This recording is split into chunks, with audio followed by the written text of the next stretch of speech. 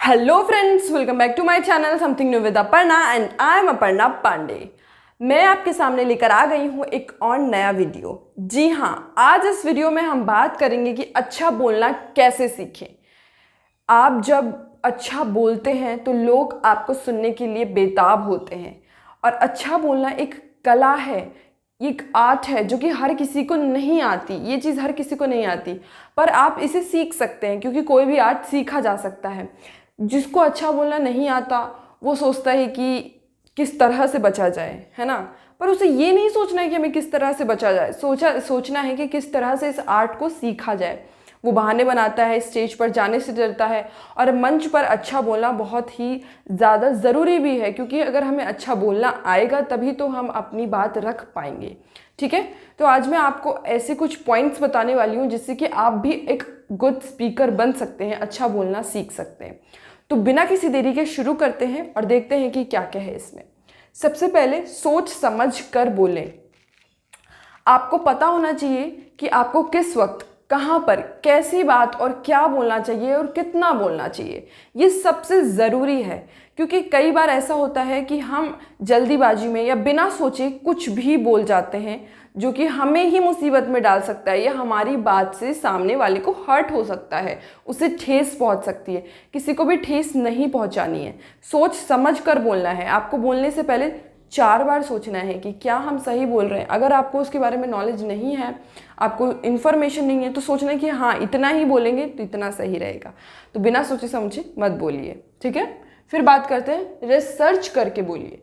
मैं भी मेरे वीडियोस बनाती हूँ, तो मुझे लगता है, आपको पता है, मैं रोज़ कुछ ना कुछ नया बनाती हूँ। तो सोचती हूँ कि आज मैं ये स्टडी कर रही हूँ, आज मैं उस स्टडी कर रही हूँ, मैं रोज़ रिसर्च करती हूँ। एंड यू डोंट बिलीव कि मैं रोज़ कुछ ना कुछ नया सीखती हूँ। तो मुझे लगता है यार ये सीखना कब ख़त्म होगा। तो आप है ना, आप भी इस रिसर्च से सीखिए। आप किसी मीटिंग में जा रहे हैं, ठीक है, मीटिंग में गए, अगर आपको रिसर्च किया हुआ रहेगा तो आप उस बात को गहराई से रख पाएंगे, अच्छे से रख पाएंगे। और अगर अच्छे से रखेंगे तो लोग भी आपकी बात को वैल्यू देंगे, उस बात को समझेंगे। और अगर आप नहीं बोल पाएंगे तो वो आपकी बात को नहीं समझेंगे। और ऐसा आप अगर 3-4 बार करते हैं तो बाद में आपकी प्रैक्टिस भी बन जाती है, और साथ ही साथ लोग भी आपसे सलाह लेने लगेंगे कि क्या हमें ये बोलना चाहिए, क्या हमें ये करना चाहिए। मीटिंग्स वगैरह में सलाह लेने लगेंगे अगर आप रिसर्च करके बोलते हैं तो। अब बात करते हैं, अपने स्वभाव में विनम्रता लाएं। जी हाँ, अगर आपने कुछ गलत बोल दिया है, कुछ गलत कह दिया है, तो स्वीकार कीजिए उस चीज़ को एक्सेप्ट कीजिए कि या इट्स माय फॉल्ट। क्योंकि हमें बहुत ज़्यादा ज़रूरी है कि हम अपने स्वभाव में, अपने नेचर में विनम्रता बनाए रखें। क्योंकि आपकी बॉडी लैंग्वेज, आपका माइंड सेट, ये सारे आपकी स्पीकिंग पर इफ़ेक्ट डालते हैं। तो आपका किसी के साथ बिहेवियर कैसा है वो भी आपकी स्पीकिंग पर बहुत इफ़ेक्ट डालता है। और ख़ास करके आपकी स्पीकिंग से किसी को भी दिक्कत नहीं होनी चाहिए, ठीक है। अब बात कर लेते हैं कि बातों के दोहराव से बचें। हमें हमारी बात को दोहराना नहीं चाहिए। हो सकता है आप एक जगह गए, वही बात बोली, या आपने एक 20 मिनट्स आप खड़े होके बोल रहे हैं किसी भी मंच पे, या आपस में कहीं बात कर रहे हैं। वैसे तो मैं मंच का बोल रही हूँ, फिर भी कहीं बात करते हैं।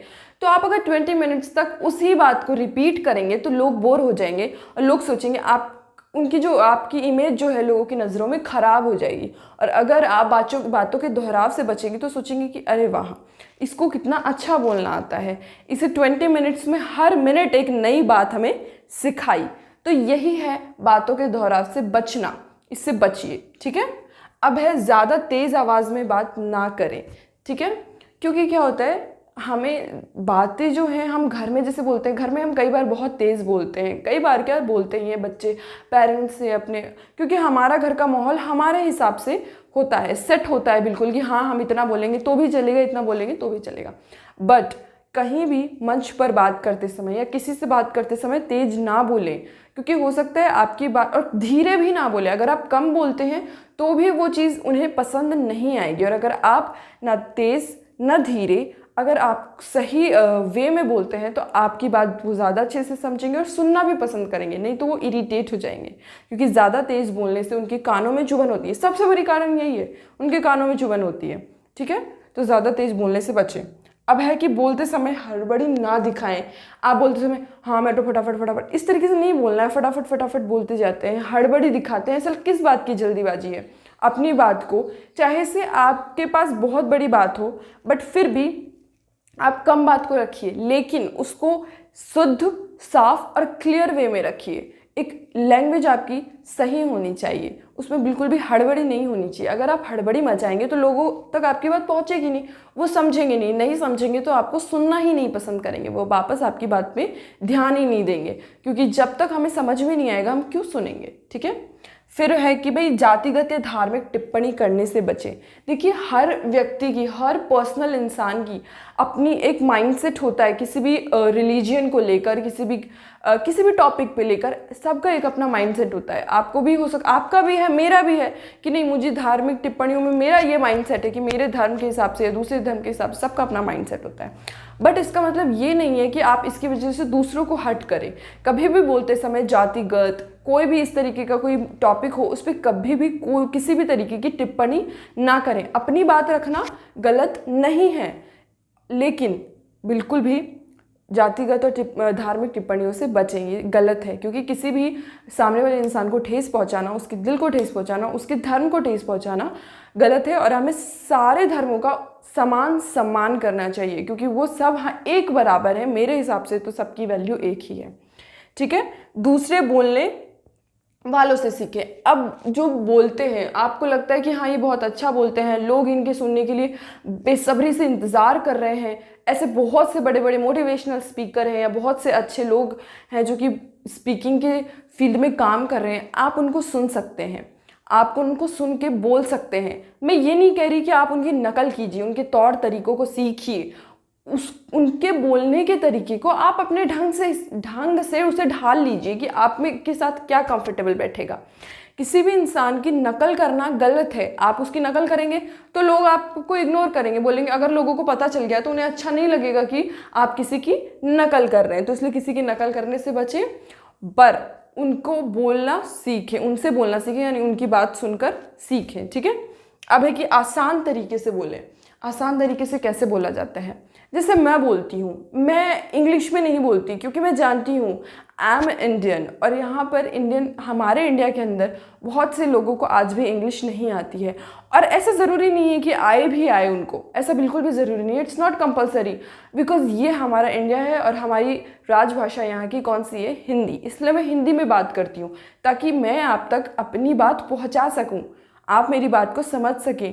इससे मुझे सेटिस्फेक्शन मिलता है कि हाँ भाई, मेरे जो श्रोता हैं वो परेशान नहीं हो रहे, उन्हें किसी भी तरीके की प्रॉब्लम नहीं हो रही है। अगर आपको कोई लैंग्वेज नहीं आती तो उसमें बोलने की कोशिश ना करें, उसे सीखना अलग है और बोलना अलग है।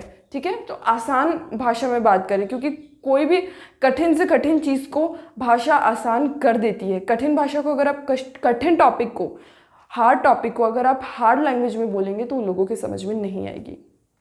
फिर है, बोलने से पहले सुनना सीखें। हमेशा a good listener can become a good speaker. ठीक है।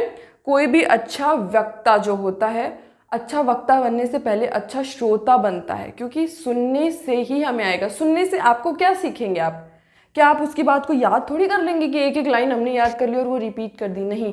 आप किसी खराब बोलने वाले, किसी अच्छे बोलने वाले, उनको सुनेंगे तो आपको पता चलेगा कि हाँ, ये खराब बोलने वाले क्या गलती कर रहा है स्टेज पे खड़े होके, क्या गलती कर रहा है मंच पे खड़े होके, क्या इसकी आवाज़ तेज़ है नहीं है, ये हिंदी में बोल रहा है, आसान भाषा में बोल रहा है कि नहीं बोल रहा है, क्या गलती है इसमें। वो आप गलतियों को अपनी बोलते वक्त ना दोहराएं। ठीक है। और अच्छा बोलने वाले से सीख सकते हैं कि इसमें क्या स्पेशलिटी है कि लोग इतने बेसब्रे हो रहे हैं इनको सुनने के लिए। तो सबसे पहली बात है कि अच्छा बोलने से पहले सुनना सीखें और पढ़ना भी सीखें। पढ़ाई पर भी ध्यान दीजिए, आप जितना पढ़ेंगे आपको उतना ज़्यादा अच्छे से आएगा। ठीक है। अब लास्ट में बात कर लेते हैं कि कम शब्दों में अपनी बात कहें। जो भी इंसान कम शब्दों में अपनी बात कह देता है वो ही लोगों के सामने एक अच्छा वक्ता बन सकता है, क्योंकि आज के बिजी शेड्यूल में कोई भी आपको बहुत ज़्यादा टाइम नहीं देगा। अगर आपको अच्छा स्पीकर बनना है तो उसके लिए आपको कम से कम शब्दों में बड़ी से बड़ी बात बोल देनी आनी चाहिए। ठीक है। तो ये सारी जो मैंने आपको बातें बताई हैं ये आपके काम आ सकती है, आप अच्छा बोलना सीख सकते हैं। देखिए, अच्छा बोलने के लिए सबसे बड़ी बात है, मैं आपको पर्सनल लिख देती हूँ कि आप आईने के सामने खड़े होकर बातें कीजिए या खुद से बातें कीजिए। आपके माइंड में बातें कीजिए। अगर आपको कोई नहीं सुनता है तो आप धीरे धीरे प्रैक्टिस करते करते सीख जाएंगे एंड आपका कॉन्फिडेंस लेवल भी बढ़ जाएगा। ठीक है, तो कंक्लूजन हमारा यही निकलता है कि first impression is the last impression. जी हाँ, आप अगर अच्छा बोलते हैं और सबसे बड़ी बात, आप किसी को भी बोलकर इम्प्रेस कर सकते हैं। तो एक चीज़ मैं और बता देती हूँ कि किसी को भी अगर आपको इम्प्रेस करना है, अपनी बात को रखनी है ना, तो क्या कीजिए कि बहुत ही इंटरेस्टिंग ढंग से उसे स्टार्ट कीजिए कि नहीं, उसे सामने वाला सुनने वाला है ना, उसको मज़ा आए कि नहीं यार, मेरा बाकी सारा काम साइड में, पहले इसकी बात सुन लूँ, ऐसा बोलिए। ठीक है, तो ये चीज़ क्या होगा कि आपको बहुत ज़्यादा मदद करेगी। नहीं तो क्या होगा कि अगर आप 4-5 लोगों के बीच में बोल रहे हैं तो वो आपस में बातें करने लगेंगे और आपको भी मज़ा नहीं आने लगेगा, आप अपनी बात को रख नहीं पाएंगे। ठीक है, तो ये सारी बातें थी जो आपने आज सीखी है और मेरे को पूरा यकीन है आप अगर इन्हें ज़रूर यूज़ करेंगे ना, इन पे ज़रूर अमल करेंगे तो आप बहुत अच्छा बोलना सीख सकते हैं।